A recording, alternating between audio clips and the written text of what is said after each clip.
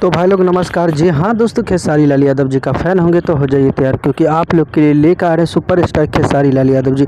काफ़ी blast level के गाने। तो दोस्तों आप लोग को बताना चाहूँगा, खेसारी लाल यादव जी का जो ग्लोबल म्यूजिक से एग्रीमेंट हुआ था, उसमें जो है ग्लोबल म्यूजिक ने केस जीत लिया है। और खेसारी लाल यादव जी का गाना अब कुछ दिन टाइम लगेगा, और लेकिन फिर से आएगा। देखिए, अगर ग्लोबल म्यूजिक से जो भी गाना आता है तो सब पे ग्लोबल म्यूजिक का राइट होगा, और बहुत जल्दी जो है एक से बढ़कर एक सॉन्ग आप लोग को सुनने को मिल जाएगा।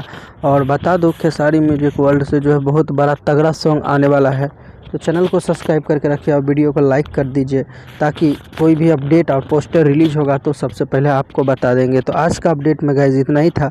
मिलेंगे फिर से नेक्स्ट अपडेट के साथ। तब तक के लिए अपना ख्याल रखिएगा और देखते रहिए आप सबका पसंदीदा YouTube channel Bhojpuri chip YouTube channel, क्योंकि इस चैनल पर ऐसा ही अपडेट मिलता रहेगा।